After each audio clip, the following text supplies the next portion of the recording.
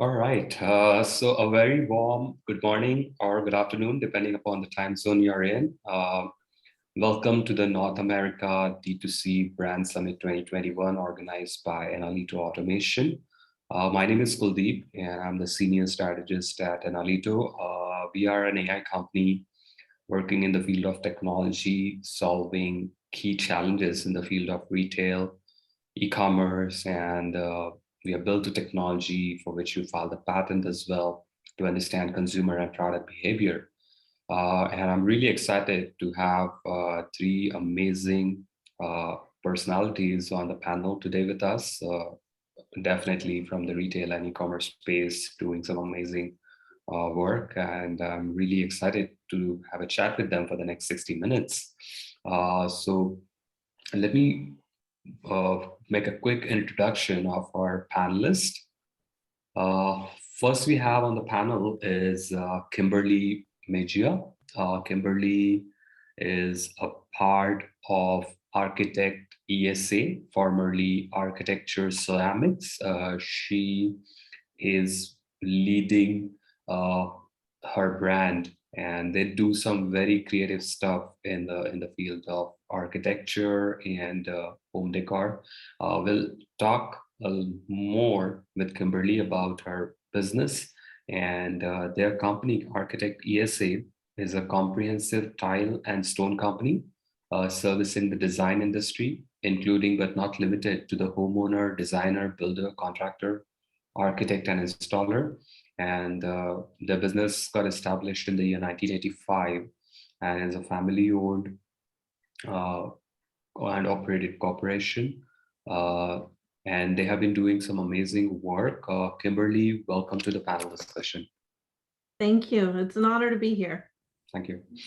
Next we have on the panel is Michael Ferril. Michael is the CEO of Rosy Rings, and Michael's brand Rosy Ring is built for the craft-minded enthusiast who seeks to bring the beauty of nature indoors.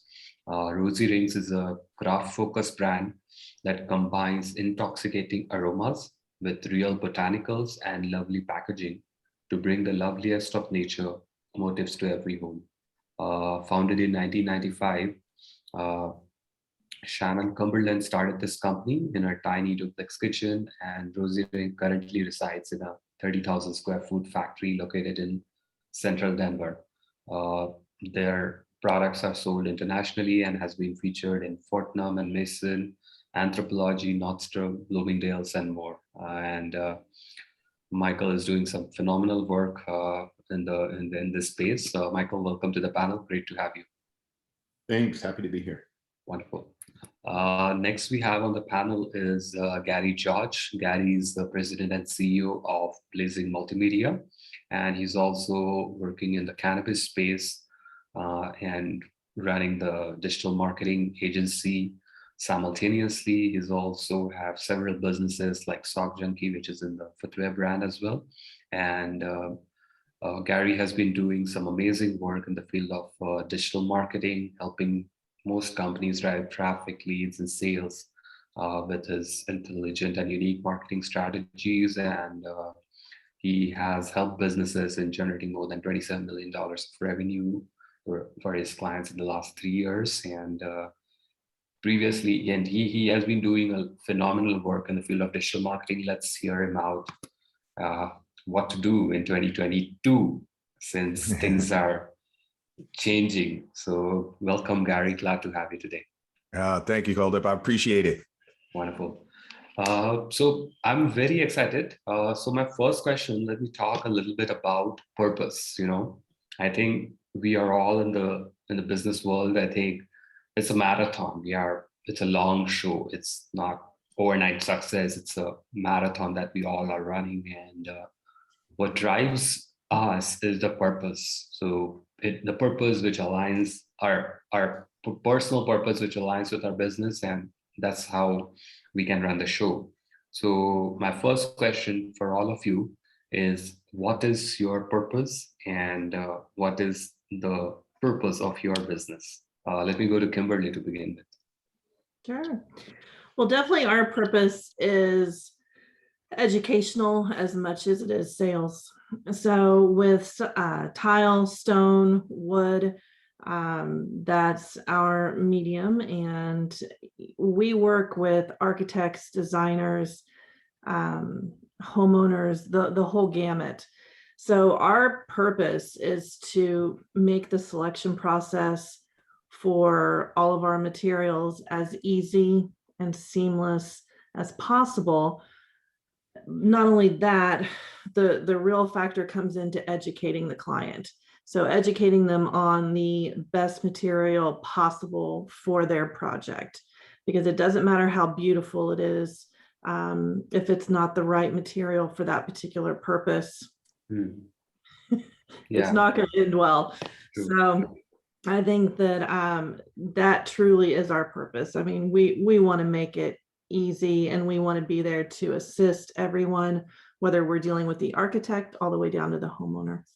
And what's also great is, I mean, we bring in materials from all over the world. So it's a one-stop shop to really find that special curated collection that you would have to travel all over to find on your own.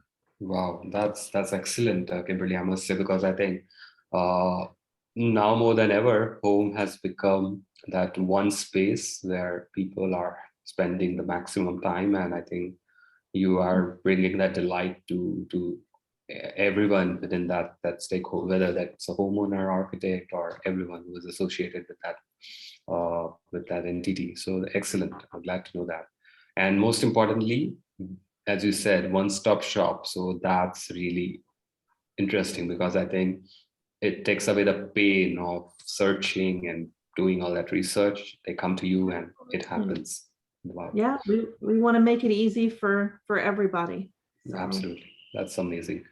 Let me quickly go to Michael as well and hear about his purpose and his business purpose.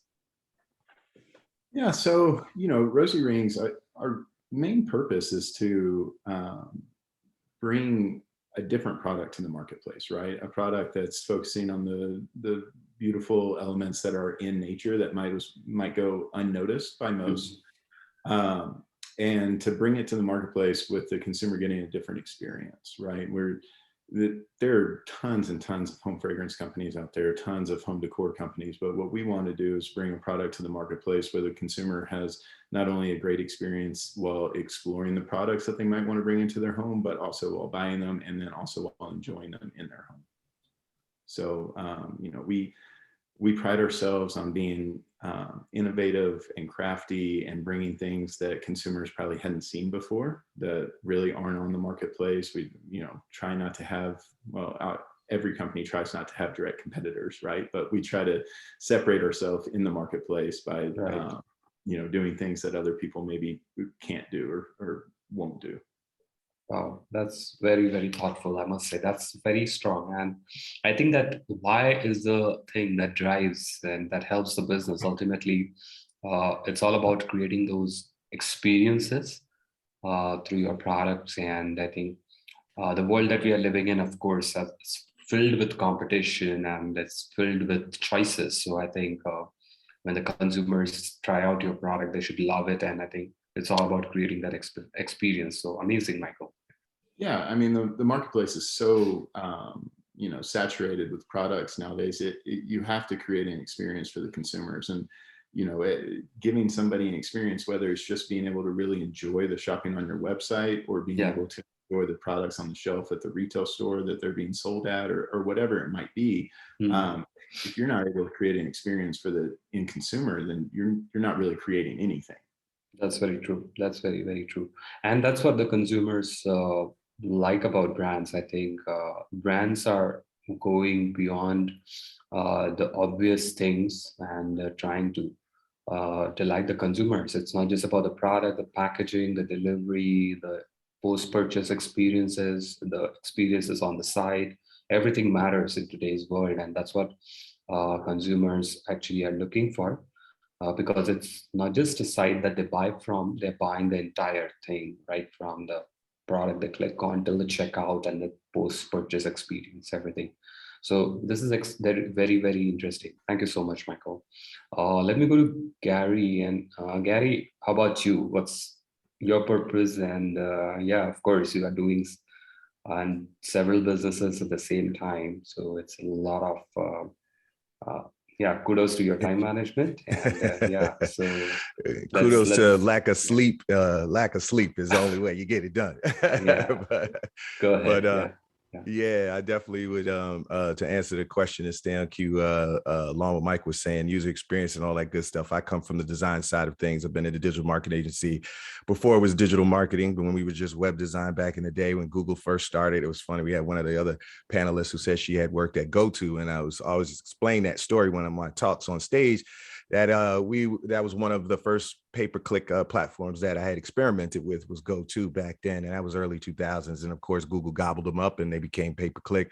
But as a marketer, my thing is always to continue to find other ways. The mission of all of us marketers is to continue to find and generate and monetize our efforts. At the same time, you're giving the audience and your consumers and everyone else a great experience. You know, if we give them more than what they expect and over delivering and giving more value, they're always going to come back. As us marketers, we learned that very early on, that it was about giving away free information. You know, when I first was introduced to that, I was very resistant, you know, until a lot of my mentors had to get in my head and help me understand what the real concepts of marketing really were about. But it's all about reciprocity. So you give out something that's free and it's really great.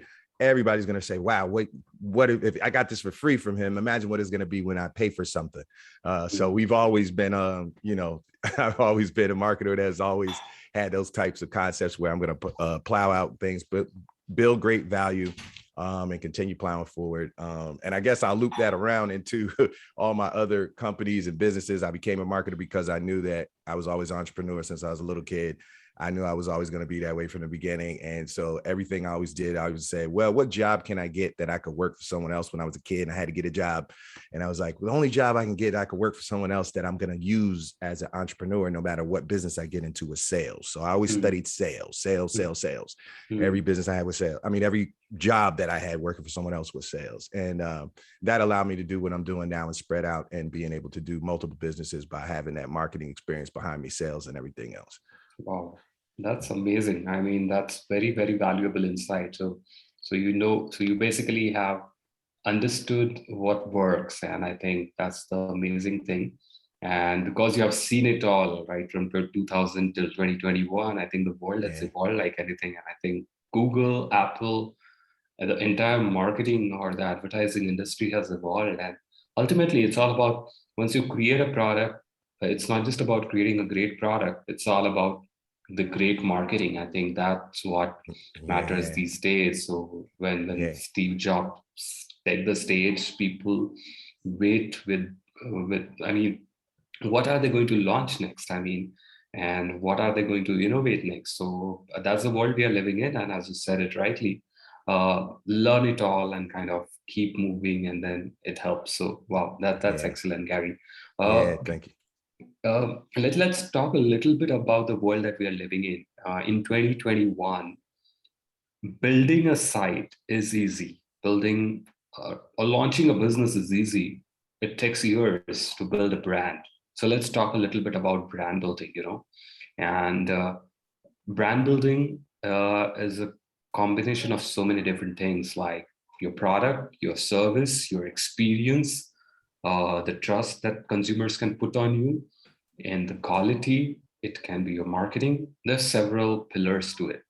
So how do you look at it? Like, what thing does your company do to establish yourself, not just any other company, but as a brand that consumers can come and they feel that delight? So Kimberly, if you can share your thoughts on this. Sure. Well, we were pretty bold this year, and architectural ceramics was started originally in 1985, and at the end of 2020 into 2021, we had just received a woman-owned certification from Betty Sullivan, our CEO and owner. And so at that point, at 2021, she really decided that, hey, I want to put a spin on it, and decided to change the name. So from, architectural ceramics is something everybody had known since, the mid 80s. And then we decided to change it and go to Architecture. With architectural ceramics, it can be misleading. Yes, we got calls for people who are wanting pottery, which we don't have.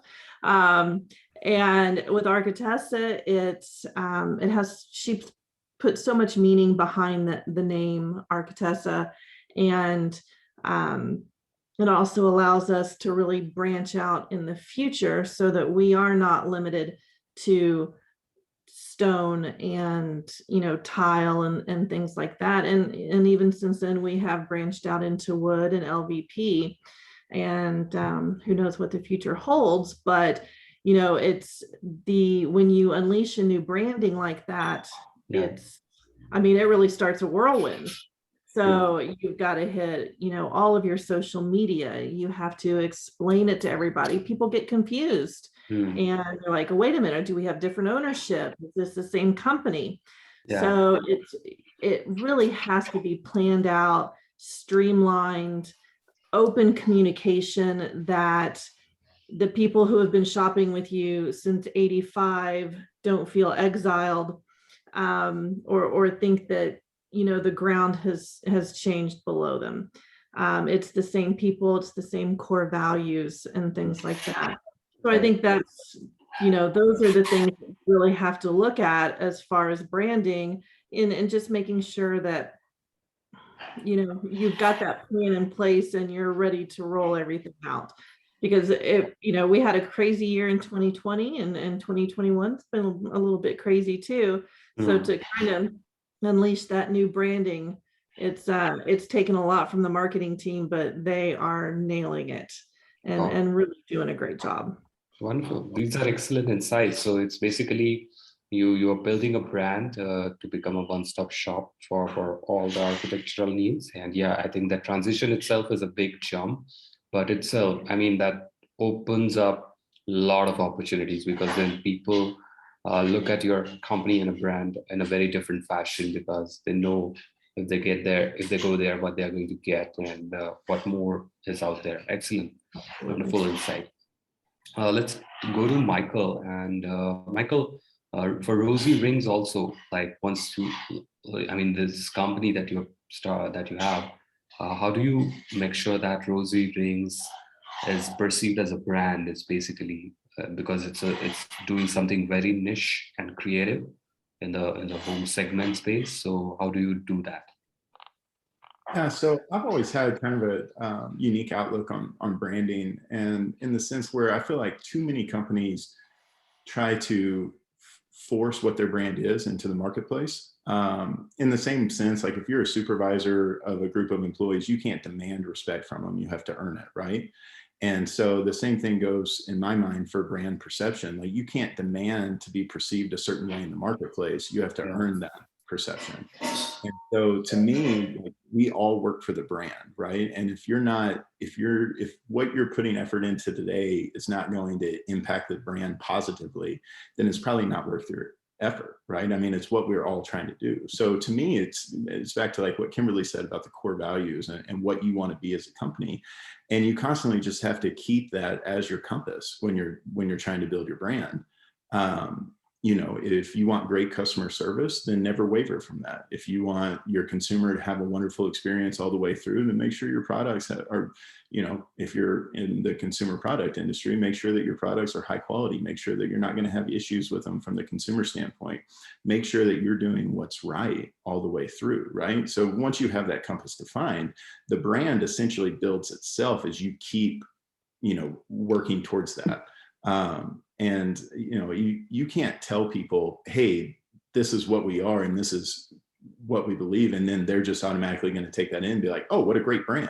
They have to experience the brand to have that perception about you.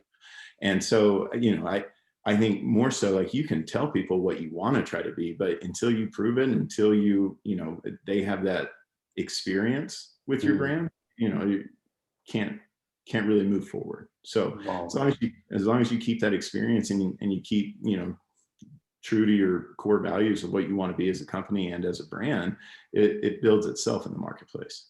Wow. Michael, that's very thoughtful. I must say that's a very, very unique perspective that you shared in terms of you can't demand how from consumers. Is basically what the consumers feel about the whole experience, and then they define, and then they can say, oh, that's what I experienced about this brand. Wow, that's an excellent insight, I think, for any entrepreneur or for any brand out there. You can't demand it. You have to just think about long term, keep on doing it consistently, and it just happens, and then the consumers can get that delight. Excellent insight, I must say. I'm really intrigued because this is a very different dimension that you shared about branding, because typically branding is all about marketing. That's what they do in marketing, like educate, excite, entertain, and but that's one way. But I think what you shared is something very, very unique and thoughtful. Thank you for that. Gary, you have been in the field of marketing for such a long time, and as a marketeer, and again as a brand owner of all these different companies, we are living in a crowded space, and you have all these channels that you have to engage your consumers with. How do you distinguish your brand vis-a-vis the competition? Why I ask this is because it's becoming challenging, because everyone knows every customer is there on all these channels, and everyone is again bombarding the customers with information. So what do you do differently in order to distinguish your brands vis-a-vis the competition? Yeah, that's a really great question. And I'll ride off of what Mike said about understanding the audience, what your audience is looking for first. That's one of the first things all of us marketers do. And all that we always see our clients do that make the mistake. They build the mousetrap and then they go back and say, I know what my customer wants. And you build it and you're thinking what I want is what everybody wants. And as marketers, we learned our lessons long ago. It has nothing to do with our personal preferences. And I learned that very much so. There used to be a lot of ads. I used to be a big affiliate marketer, and there used to be these ads back in the day, and they would always get on my nerves, and it would be like, you're going to win a free iPhone or a free laptop. And I would say, who would click on that ad? That's such a stupid ad.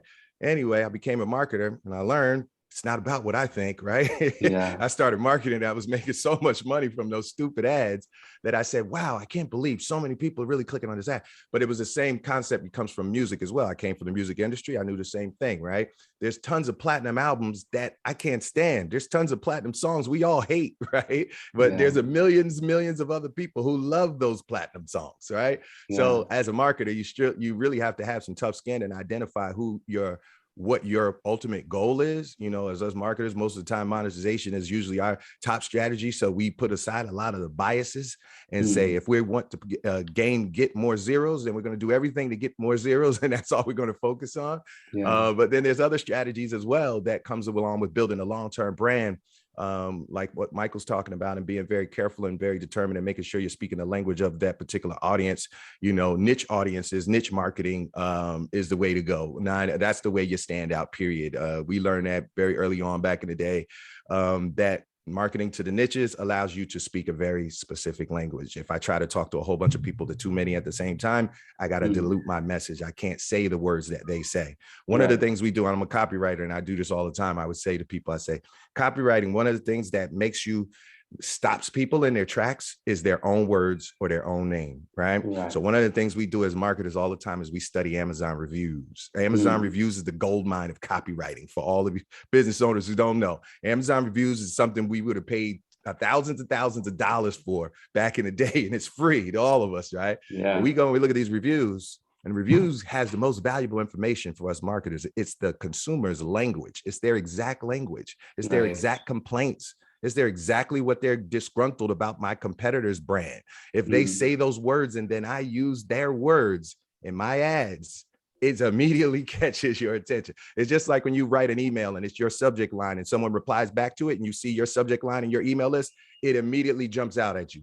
That's the same effect we have by doing those same things, by using the consumer's language. Yep. Wow, that's very, very insightful, I must say. And that's a way to learn what consumers want and how consumers perceive the brand. Wow, that's an excellent insight, Gary. Thank you. I think the world that we are living in is changing.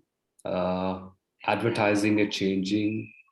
Channels are increasing. Earlier, it used to be only Facebook. Now you have to deal with Instagram, LinkedIn, Twitter, YouTube, TikTok, and so on and so forth. And so, how do you deal with it as a brand owner? Of course, it's a big task, and you have to be present on all the channels. Your content has to be there on all the channels. So which channel has worked best for your brand, and which marketing channel you want to experiment more with, that you think would really help your brand and marketing growth? Kimberly? Well, for us, from what I've seen, it really appears that LinkedIn really helps more on the commercial side of the business. And, I deal with the residential side of the business. With residential, you've got to tackle all of it. Right. So you've got to have Facebook, you've got to have Instagram, you've got to have TikTok, Pinterest, House. Yeah. I mean, there are so many when it comes to the design industry. Right. So for us, we have a great marketing team, and everything for them is divided up, and everybody's got their own section. But what's important is when you're evaluating those, you look and you see, okay, what's giving me my biggest ROI? Correct. And for us, we've found that it's definitely really Instagram is what the most of our clients and the demographics that we want, that's where they seem to be focused, because you got to figure most of our stuff is visual. So, it's just pure pictures. They need to be able to see bathrooms, kitchens, a whole 9 yards. So we definitely, I would say a few months ago, hit TikTok pretty hard. And, it's more casual, it's more fun. But all of it is so incredibly time consuming. And I think that's what a lot of people don't understand, especially when you're trying to hit all those different channels. So we've actually kind of scaled back TikTok a little bit so that we can focus hard on Instagram, because that is truly, what will benefit us as a company and our brand the most. But it's, we've just recently opened our shop on Facebook and Instagram. And that literally just happened a few weeks ago. So we're in the process now of kind of seeing really what the benefits are there, and how many leads that really sends us. But since we've started focusing so hard on social media, our lead generation has just increased incredibly. Wow. So it is so important. I really can't stress it enough.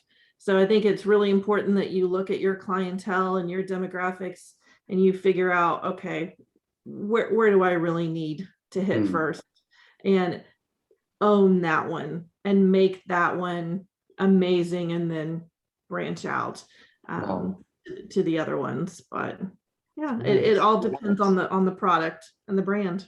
Wow, so you're doing it all. I mean, the channels are working, so that's nice to hear. And you're experimenting, which is again a very good thing. So from TikTok, that's only when you do it, you realize what it takes, and where to put in more efforts, or where to scale down, which can work best. Excellent. So Facebook, Instagram, great channels. How about you, Michael? Which channel has worked best for you, and are you planning to experiment with more? Yeah, so to me, I think to answer that question, we need to define kind of what type of ROI we're looking for, right? Because we're going to do different things in different channels depending on what our overall goal is. So if we're talking straight conversions and actual number ROIs, which I'm a numbers guy, so I love seeing the actual conversions and like the investment turn straight to cash, right?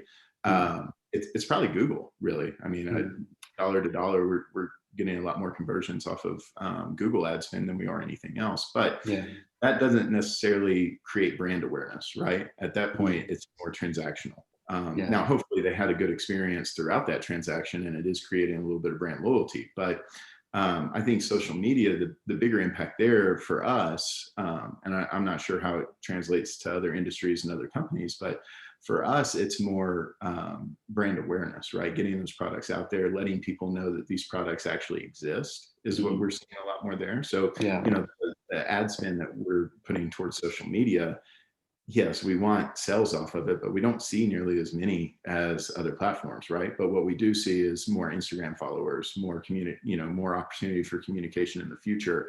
People knowing that that brand exists, that the name exists, that the product exists, you know, that sort of thing. So from that perspective, I would say that the ROI is still pretty high, right? Because it's not necessarily a tangible ROI. You can't be like, you know, we made X amount of dollars off of that ad campaign, but you can say that, like, you know, we gained this amount of awareness, this product got introduced to the marketplace that way. So Instagram's really a bigger one for us. We don't see a whole lot of interaction on Facebook. I think Facebook has kind of changed a little bit just recently, probably in the last 6 months or so. I'm not going to say that the iPhone update had anything to do with it, because that would be alleging to something I can't prove, but that would be my suspicion, right? And I also think Facebook's trying to keep a lot more people on their platform, right? So that's kind of the feedback that I'm getting, and I tend to agree with it a little bit. Whereas Instagram still makes it really easy to, you know, swipe up, go directly to the website. I think more tech savvy users are probably on Instagram and TikTok and things more so than Facebook this day and age. So, you know, people that see your ad on Facebook might be more likely to, like, just remember the name and then go Google it later. I don't know. But that's just kind of our experience. Wonderful. Some areas that we really want to break into, though, our products align really, really well with Pinterest. And so we want to start focusing on that a little bit more than what we are. We're a small company, right? So, you know, our marketing department, when I say department, that's a term used very loosely, right? It's not dozens and hundreds of employees working for this. It's one or two, right? So we have just started a marketing internship program that is social media focused. So getting, you know, who's better at social media right now than college age students, right? I mean, Absolutely. I think I'm young until you talk to them, and I'm like, well, I don't know anything. I'm basically struggling to open a PDF like my parents were back in the day, right? So that sort of knowledge. But yeah, I mean, I think trying out new platforms and figuring out what you want from that platform is probably the best bet there. Wow, wonderful. That's an excellent insight. So, of course, I mean, I think all channels have their own significance, but you have to figure it out. And I think for you, I think, Google, Instagram, and as you said it rightly, Pinterest, they can be very rewarding. And of course, it's all about doing the smart marketing and creating that experience and add value to the consumers, because you have to see the intangibles every time they click on your post, they like your post, they share your post. I think that's a value intangible. Excellent. Gary, how about you? I'll put it in a different context. What I'm trying to do is, for a D2C brand, currently, let's say we have like 1 million stores on Shopify, Magento, different platforms. And what would you suggest that they should use? What platforms do you think? Of course, I mean, I'm saying as a marketeer, if let's say you have an X amount of budget, let's say you have a $10,000 budget per month, where would you spend it? In terms of the e-commerce platform, you're asking, which one is a favorite? No, let's say I'm a Shopify merchant or any e-commerce store I own. And I want to do my marketing, digital marketing, of course, paid marketing. SEO is a long thing. I don't need to do paid marketing. What will you advise me? Okay, got you. That's a real. That's a $100,000 question right there. But it definitely depends on the niche that you're in. Just like Kim was saying as well, the niche really makes a significant difference on where you're going to go when it comes to social media, where you're going to go in terms of marketing strategy, all those different things. Your demographic, again, we got to work backwards as marketers. We're working backwards, not the other way around. We got to think about the consumer first. We got to get our avatar down. We got to know who they are, what they do, where, their educational levels, the type of lifestyle they like, the types of things that they like. And then once I have all of that information, then I can start to identify where more of my people are going to be. Is one of the strategies that we use as marketers to beat out a lot of bigger, heavy pocket marketers who could just gobble us up dollar wise, but we have to use strategy to beat them. And I learned that from being a little dog and having to beat a lot of these big guys in affiliate marketing. That was my boot camp, and it taught me we were working with very slim margins, and we had to really find creative ways to make it work. And through my time of doing that, I found that there was a concept that I came up with, and I called it sideways marketing. I should probably trademark that. But sideways marketing is basically when everybody's going this way, everybody does the same thing, right? If you're a plumber and you want to run Google ads, everybody's going to bid on plumbers in this. I'm a plumber, New Jersey, plumber, whatever. They're going to put all plumber in the words. But once you understand your audience, your audience is just not looking for plumbers, right? You know that they also buy clothes, they do whatever. But if I can find some commonalities in that audience and say, all of my guys happen to always be purchasing movies or Netflix or something else that I can identify. Now I can go and advertise over there. None of my competitors are going to be there. No plumber's going to think about advertising on Netflix. He's just thinking only people looking for me are people looking for plumbers. But the same people looking for plumbers, same people watching Netflix, same people have pets, same people have all these other things. So when I understand my audience, I can now put ads and I can place things outside and don't have to compete with my competitors who are going to blow my budget out the water. So yeah, that's what I would recommend from. Very creative. I must say, very, very creative answer. Great. I wanted to add one thing really quickly about social media. Sorry to cut you off, but one of the main things we do is social media, and I heard everybody talking about the platforms, and that is definitely true. We Instagram has been one of the friendliest for my cannabis company, my Real Cannabis Entrepreneur Conference. Of course, they don't like cannabis. It's funny. We got to be very careful in the same token, just like Facebook doesn't. But it's all an algorithm, right? Facebook Edge made that algorithm long time ago. Your posts are only showing the 10, 20% of the people that you have following you. That's the reason why when you run ads, you run circles around your performance when you're doing organic posting on social media. And that is the reason why we encourage all of our clients. Number one thing I say, guys, we're going to build your social media. We're going to get it popping. We're going to make it all hot. But know what? Our real objective is how fast we can get those people off of social media and onto your email list, because that's their real bread and butter.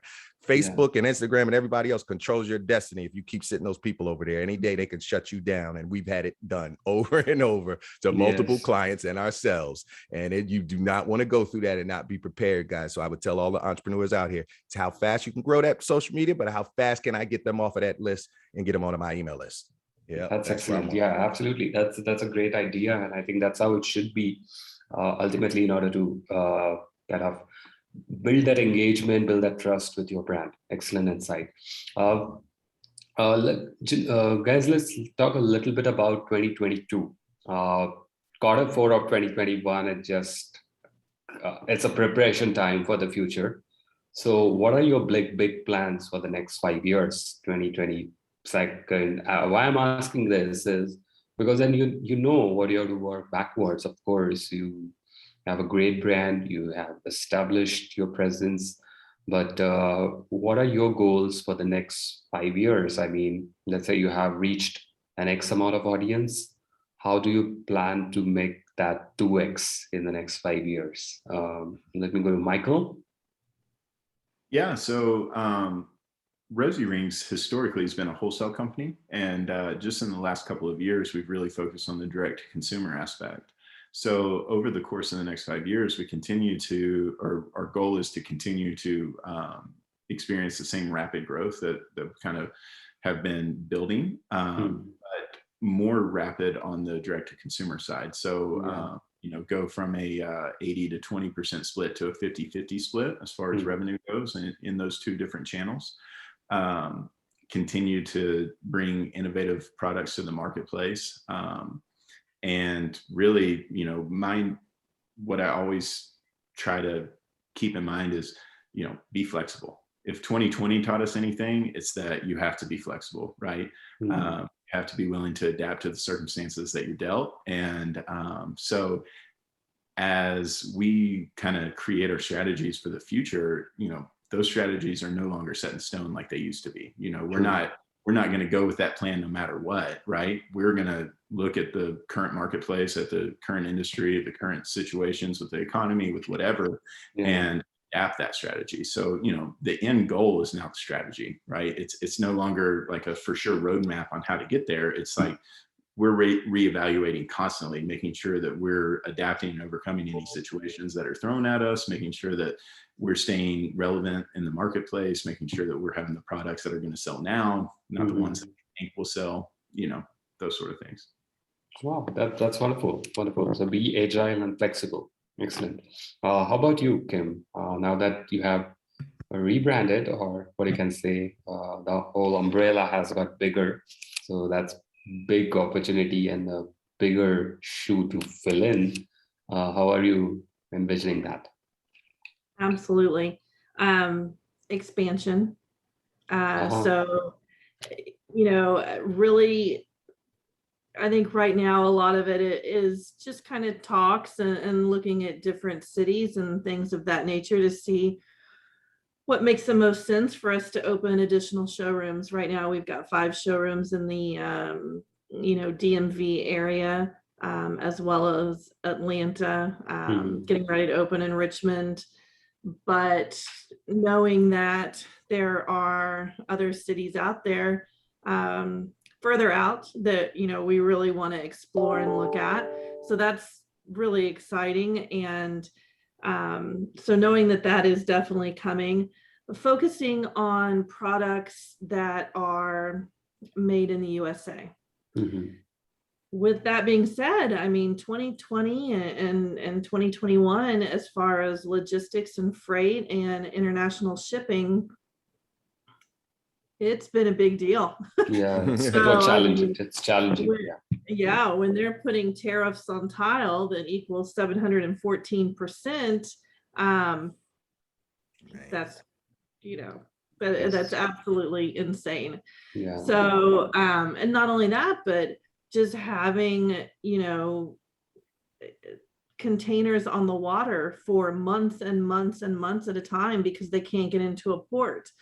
So we want to make sure that we're setting ourselves up for success. We want to be able to offer that curated collection of tiles and materials that just evoke emotion from our customer. So now, a lot of times it's a lot easier to look at all the international products and see those things. So now I think we really kind of have to, dive in deep too, and really start looking at everything that is available in the US to make everything easier for ourselves and for our clients, because the last thing we want to do is ever disappoint a client on a lead time.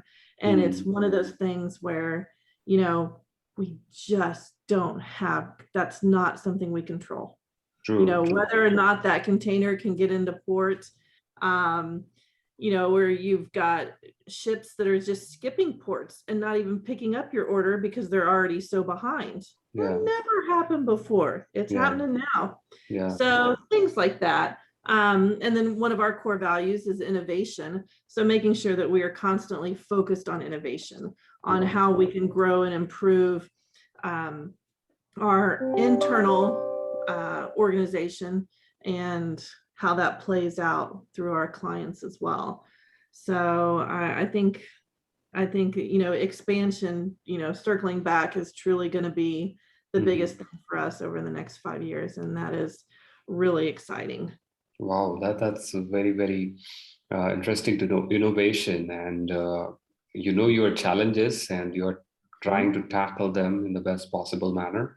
I think that's a way to go. And I think with challenges, of course, it's going to find its way and solution. So of course, It's a miles to go before we sleep. That's what they say. So I think That's long, that's right. long way. Very famous Absolutely. poem. Yeah. But I mean, that's the interesting part about it. It's all about innovation, and that's how you can uh, build your brand and convey to your consumers that you care, and that's what consumers want these days. That they not just want the product, but they want the experience and the trust. Yes. Amazing. Let me go to Gary and put a different question, which is around Gary. What are the common mistakes that the e-commerce businesses or the retail businesses uh, generally tend to make, or it happens basically most of the time? Everyone is not data driven. Okay, most of the time it's all gut driven. Basically, you have intuitively you think that, oh, this is the way it should be. So, what are some of the mistakes that entrepreneurs out there, or retail or D2C brands can avoid in 2022 in order to accelerate? So, whatever they are, maybe they might be just doing, let's say, 50K a month. How can they incrementally increase their revenue to at least 10%, 20% every month? What can they do differently in 2022 that can help their business grow? Yeah, another good question. First thing that we always say in terms of pulling more money out of the existing cash flow, and that's what I always tell my clients. I say, I got a way to make you more money without you spending more money. I really do. And they say, how can we do this? I say, without spending nothing else, we're going to make more money. I said, how? I said, what we're going to do is work on customer retention. Is the most overlooked thing in the whole universe, man. True. All of these business owners, most of them, we all do it. I do it too. We all get that. I got a new. We want new, right? New customers, but your existing customers are the best. Those are the ones you're getting 80% most of the time of the revenue from, and the individuals that are continually referring other people and building out lifetime value that's exceeding all the rest of the other client base. Those are the ones that we're most of the time forgetting about sometimes, because we're so focused on going to the new that we forget. And I say, guys, if we put in some customer retention, we put in some rewards, we do some other stuff, we start getting these existing people to keep your brand top of mind. I'm going to pull more money out of their air without us spending any more money. We're just focusing on these existing, and we always do it. Everybody's personal customer list is always a gold mine that they're always overlooking. Every business on the planet does it. The second thing I would say, and you said it already, is data.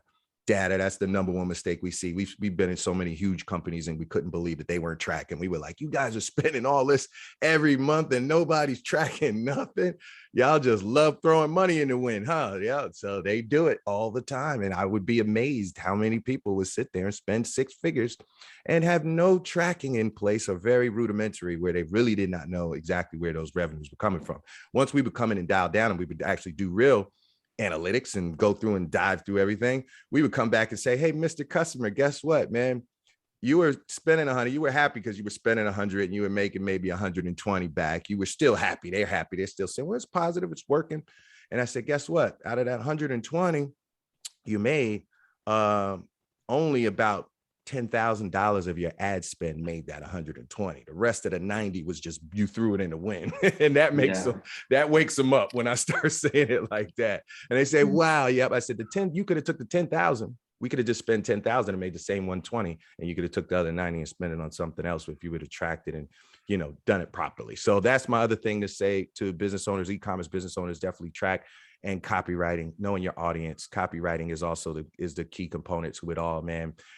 Pictures, of course, when we're individuals, it does wonders, but the selling point is that copy at the end of the day. I can get you in with a picture, but I got to close the deal. That's my salesman. My salesman on the floor, the equivalent when you walk in the store, that's the copy on the page. It's not you can't be there to say it. So I got to write something that's going to be compelling. I got to know what your problems are, and I got to agitate the problem, or even know that the problem is such a big problem you're willing to pay for it. And that's one of the other things I would say. Another thing that I always say to people too, I say, before you go out and build a better mousetrap and you say it's a problem, you better know how big of a problem it is. Because people say they have problems, but when it's time to pull the real test is making them pull the wallet out. So I tell my people when they go to create new products and stuff, I say, yeah, all your family's going to say, oh, that's the best thing ever. Wow, that's so cool. This, that, and the third. Go show all your family and your friends. They're going to say, oh, I love that. I would buy it. I would do. And then ask them to pull their credit card out and buy it. I said, that's the second part of the test. Ask them to buy it right there. If they don't pull out money right now and they're willing to pay you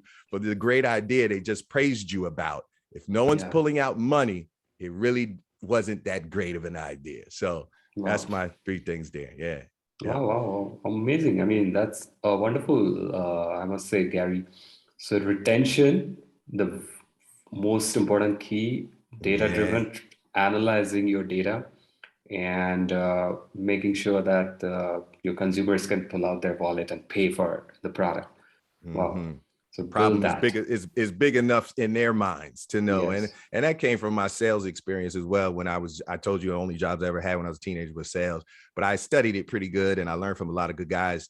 And one of the things they would always, would tell me is that, you never talk before you start asking questions. You want to identify what the customer's problem is. You're going to shoot yourself in the foot going in, just pitching right off of you don't know what their problem is. And even if the customer tells you their problem, I learned this very much so too. A lot of customers will say it's a problem, or they'll perceive that it's their problem, but it's really not their main motivating factor to making the purchase. And we have to drill down and understand when we get that part of it from as marketers. Once we understand that psyche about people, what's the real motivating factor?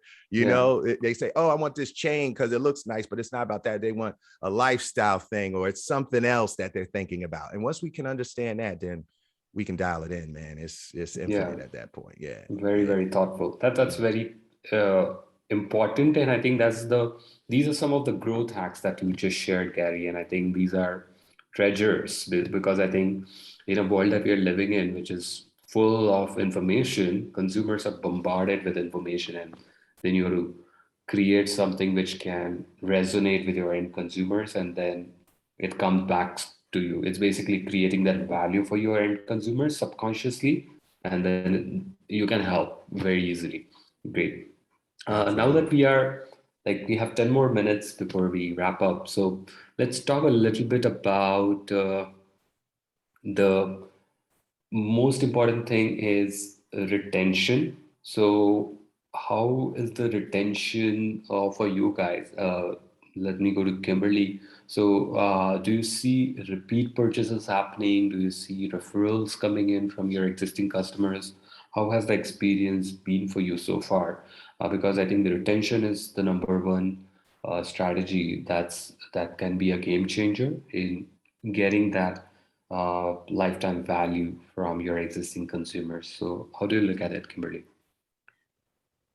This is a really, really easy question. Let me tell you why. People do not sell tile or stone or wood. Relationships do. Yeah. If you build that relationship, they will continue to come back to you. If you're giving them that expert customer service and that concierge experience when they are with you and making their selections, and what is typically one of the most stressful times is building a home, doing a home renovation. And not only are our designers, they're salespeople, they're psychiatrists. I mean, they are everything. True. And so it's so important to really build that relationship. And we do. The majority of our business are with architects, builders, and designers, and that is just consistent repeat business. But it's also super cool when you have a homeowner contact you and say, you know what, I worked with you guys 10 years ago and, did a bathroom, and we're either we've moved or we're doing another bathroom in the house, and they want to come back and work with you again. There is no better feeling, because you know that you aced it the first time, and now it's just up to you to make it a smooth sailing process that second time. Not only that, but the people who you're building those relationships with, and those repeat customers, those are truly the ones that are going out and saying how amazing Architecta is to work with. Wow. So that speaks volumes. Wow, I'm so glad to It's all hear about that. the relationships. Yeah, very, very true, very true. And I'm really delighted that you guys are very focused on that. And I think, as you said it rightly, customers coming back to you on their own after so many years, that's a big testimonial in itself, and nothing can beat that. And if you aced it at every time, it will be like you have that customer for a lifetime. So Absolutely. excellent, wonderful. Michael, what are your thoughts on retention? Of course, you think you are small, but you are a growing company, and so of course for you also retention matters. So how is the retention for you, and what are you doing to improve it? Yeah, so for my thoughts on retention kind of go back to the same thing about staying true to those core values, right? When you're building a brand, about how your brand's perceived in the marketplace and not forcing it on people. In the same sense, it's, if a consumer has a great experience with your company, not only are they going to be a returning customer, but they're also going to refer other people, right? True. And so to Gary's point about it's a lot cheaper to keep your current customers than it's even cheaper to have word of mouth marketing, right? True. Give them a good experience. We do a big focus on never having an upset customer, right? So our customer service team, when they're dealing with, a disgruntled customer because maybe their order shipped late, it got lost in the mail, maybe there was a quality issue, fingers crossed that there wasn't,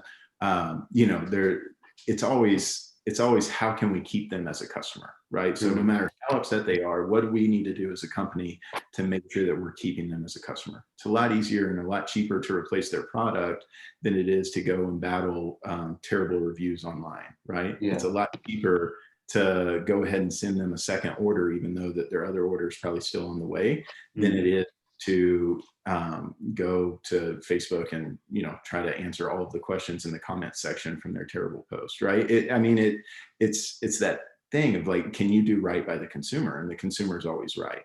So very true. I think for us, I love seeing the emails where it's like, I've been buying rosary rings for 15 years. This is my first issue. I'm always like, great, we're going to end this with them still being a customer, right? And then that's the hardest ones to keep, because they're mad or they're upset or they're questioning their brand loyalty to your brand at that moment. The ones that are easy to keep are the ones that have had a great experience all the way through. So, going back kind of full circle to the first question was, creating that experience for the consumer all the way through. Now, different from Kimberly, we don't get to interact with our customers all that much. We kind of have to just put it out there in the marketplace because we're, e-commerce company, when we're talking direct to consumer, we do interact with our wholesale customers a lot, and we build those relationships, and then they love Rosy Rings. So they're telling the consumers in their retail store how awesome Rosy Rings is.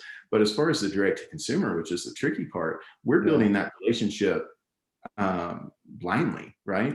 We're not talking to them. We're assuming that they're going to have a good experience based on our website, based on our social media, based on whatever the communication is to them. And so I think that gets tricky when you are talking about that retention and making sure that they're having a good experience. There's even myself as a consumer, sometimes I go to a website, and if I've had a bad experience on the website just because I can't find the product I'm looking for, or maybe it was an Instagram post that took me to their website, that then I'm like, well, that's not what their post was about. At that point, I've written that brand off, right? So you get one chance at a first impression with them, and then they don't even get to retain, or in this case, they don't get to retain me as a consumer because they kind of blew it from the get-go, right? Yeah. So staying true and really being who you are as a brand all the way through. Wow. Excellent thought, I must say, Michael. So it's all about making sure that your customer is a king, and just be there for him and just figure out a way. Excellent. I think that's a great insight that Michael has shared. Now that we are coming to an end of this panel discussion, we have a tradition in each of our panel discussion where as an expert, or you have been doing business for a long time, and I think you have a lot of learning and advice that you can share. But let's say if someone from your family comes to you or from your connections come to you and ask you for an advice that they want to launch a business, they want to launch something, what is that one advice that you will give them? Of course, it's very difficult to choose, but if you have to give that one piece of advice to your loved one who wants to launch a business, what will that advice be? Let me go to Gary. Yeah, this is easy because I do this all the time A with everybody, practical my family advice. members, my kids, everybody. They always come to me and they got ideas. And For hey, 2022, I'm asking because you know the advertising world has changed now that you can't hey. know whom you're advertising. So Yeah, yep. They come and say, what about this? What about this? What about this? So I do this exercise with my clients too. And I say, the first thing I do is I say, all right, how much you want to make a year? And I just start with that. How much you want to make a year? How much you could be comfortable with, whatever. You don't have to be balling out, but just enough so you to be comfortable. All right, 50 grand, 60 grand, 70 grand, 80 grand, whatever. Okay, it's 80 grand. Let's say it's 80 grand. Now we're going to see, what did you want? What's your business idea, Mr. Customer? Okay, we're going to be selling these widgets. And all right, how much are the widgets? All right, let's see how much the widgets are. What's your profit margin? All right, how much profit you got? All right, once we calculate all of this stuff, Mr. Customer, I'm going to show you how many of these widgets you're going to have to sell on a monthly basis. I'm going to break it down to a daily basis. We're going to get down to how much you're going to sell every day and how much effort and time is going to take you to do it, and the processes that are involved with doing it. We got to explore every single one. This is what I said they always should have done with all of us in school, instead of making us go to college and pick a degree when we had no idea what we wanted to do. Someone should have sat down with us and said the same thing and said, you want to be a doctor? Okay. This is what it's going to take to do a doctor. So go around and do it every day. And then I make them think about it and say, oh yeah, in order to do this, you're going to be doing this. Like in the cannabis industry, it's so funny. One of the number one things that people are always interested in is becoming cultivators, farmers, right? They all have these ideas because they look at the pictures of these guys that are holding these sexy buds and they want to be cultivators.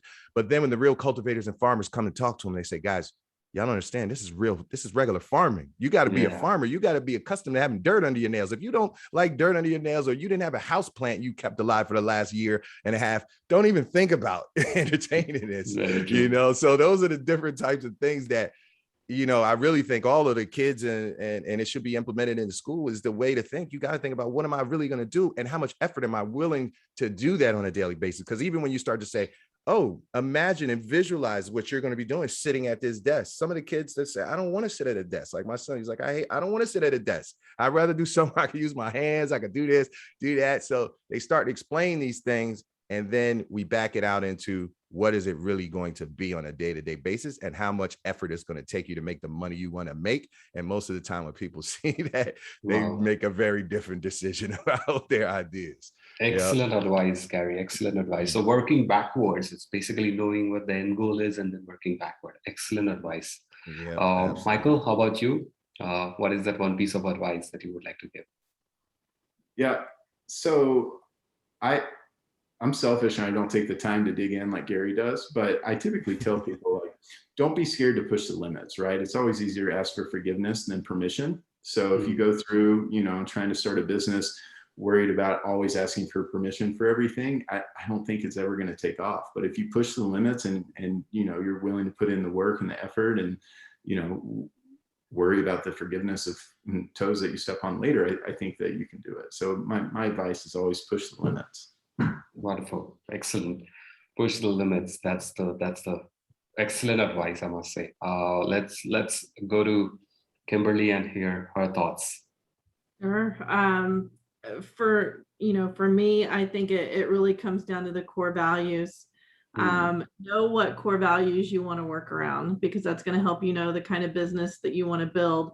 It is going to retain the right employees, because without the right employees, your business is going to fail to begin with.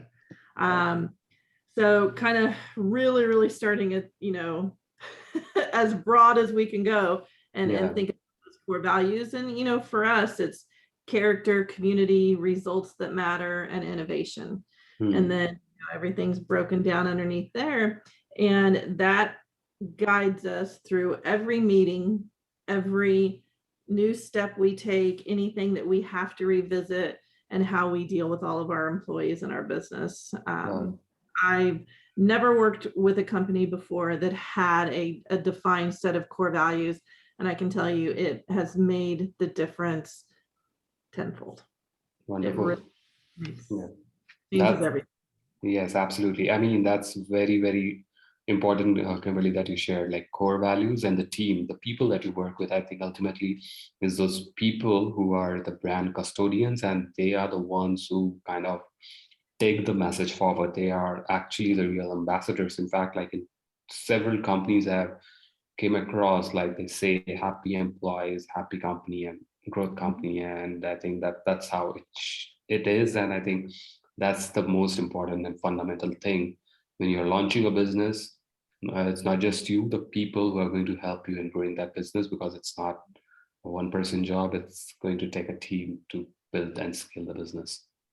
So I must say this has been an excellent panel discussion, and I'm really grateful to all of you for taking our time today and sharing your learnings, experiences, mistakes, things that you want to do. And I think the insights are really, really amazing. I think these are something which are going to be game changers. I mean, even if someone is able to apply 10% of what you guys have shared today, they can, it's extremely rewarding because they don't have to do those same mistakes, or they don't have to think whether it will work or not, because it's proven and tested it will work. So I'm really grateful for all the insights that you guys have shared, and I would like to take this opportunity to say thank you on behalf of my team at Enalito for joining in today's panel discussion. We'd love to chat with you guys in the future and on some other topic maybe. So Gary, thank you so much for taking our time. Thank you. And it's excellent that you joined today, and all the thoughts that you shared are really, really important in today's world that we are living in. Especially we are living in a world where things are changing every day. So yeah, excellent advice. What Michael has shared is tremendous, I must say. It's all about creating that experience and understanding what your customers' needs are, and kind of creating and constantly making sure that you're delighting your end consumer. So, Michael, thank you so much for sharing those. And Kimberly, excellent business, and as a brand which is growing, I think you guys have a huge opportunity going forward. More power to you, and some of the advice that Kimberly has shared about core values, it's extremely important, and that's what it's all about. That foundation, if that foundation is very strong, the sky's the limit for growth. So thank you, Kimberly. Thank you, Michael. Thank you, Gary. We look forward to speaking with you guys soon. Thank you. You guys have a great week ahead. Thank you. All right. Thanks a lot. Appreciate it. Thank you. Thank you. Take care. Thank you.